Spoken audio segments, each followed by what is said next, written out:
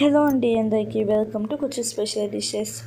ఎప్పుడు చేసుకునే టమోటాకాయ ఏం తింటారో చెప్పండి. అందుకని ఈసారి కొత్తగా ఇలాగా నేను చెప్తున్నట్టుగా చూపిస్తున్నట్టుగా చేయండి. ఇంట్లో అందరూ చాలా ఇష్టంగా తింటారు.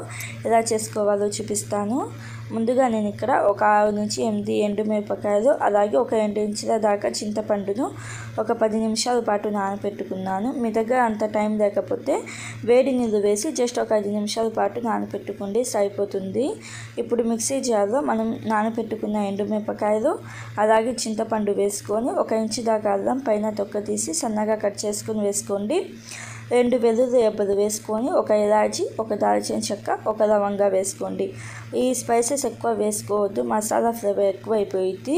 దీనిలోనే మనం చింతపండు నానబెట్టే నీళ్ళు ఉంటాయి కదా, అవి కూడా వేసుకొని మరి మెత్తని పేస్ట్ లాగా కాకుండా ఎండుమిరపకాయలు అక్కడక్కడ తగిలేటట్టు గ్రైండ్ చేసుకొని ఒక గిన్నెలోకి వేసుకోండి. ఇప్పుడు అదే మిక్సీ జార్లో 2 పెద్ద సైజు టమోటాలను కట్ చేసుకొని వేసుకొని మెత్తని పేస్ట్ లాగా గ్రైండ్ చేసుకొని పక్కన పెట్టండి.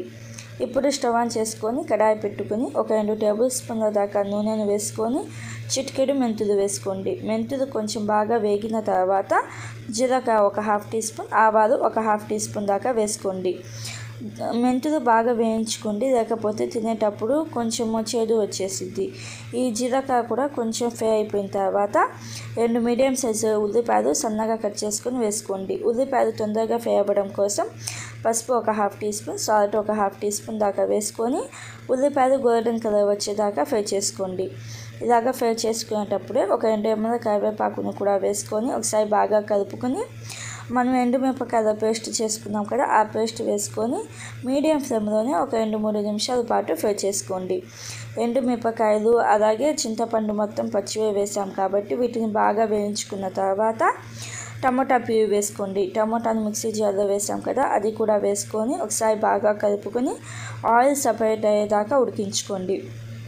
టమోటాలు ఇవన్నీ పచ్చివే కాబట్టి ఆయిల్ సపరేట్ అయ్యి మంచిగా ఉడకాలి. ఇలాగా ఆయిల్ సపరేట్ అవ్వడం స్టార్ట్ అయిన తర్వాత 2 మీడియం సైజు టమోటాలు, బాగా పండిన టమోటాలను బాగా సన్నగా కట్ చేసుకుని వేసుకోండి.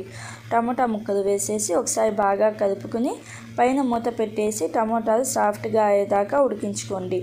మధ్య మధ్యలో మూత తీసేసి బాగా కలుపుకొని మళ్ళీ పైన మూత పెట్టేసి ఉడికించుకోండి. అక్కడక్కడ టమోటాలు ఉంటే ఇలాగ గరిటెతో కొంచెం లైట్గా ఒత్తండి, టమోటాలు సాఫ్ట్గా ఉడికిపోతాయి.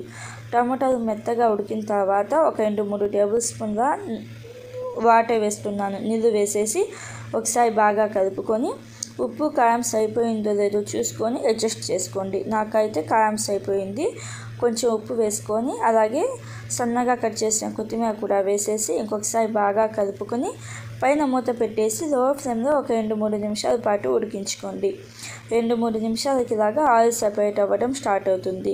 ఒకసారి బాగా కలుపుకొని మంట ఆఫ్ చేసేసుకోవాలి. అంతే అండి, చాలా ఈజీ కదా. టేస్ట్ మాత్రం చాలా బాగుండిద్ది, డిఫరెంట్గా ఉండిద్ది. ఎప్పుడు చేసుకున్న టమోటా కర్రీ బోర్ కొడితే ఒకసారి ఇలాగ ట్రై చేయండి. ఇంట్లో అందరికీ నచ్చుతుంది, అంత రుచిగా ఉండిద్ది. తప్పకుండా ట్రై చేసి మీకు ఎలా వచ్చిందో నాకు కామెంట్ బాక్స్లో చెప్పండి. Thank you friends, bye bye.